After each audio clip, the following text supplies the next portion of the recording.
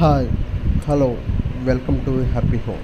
మీరు చూస్తున్నారు 133 గజాల east face corner duplex house అండి.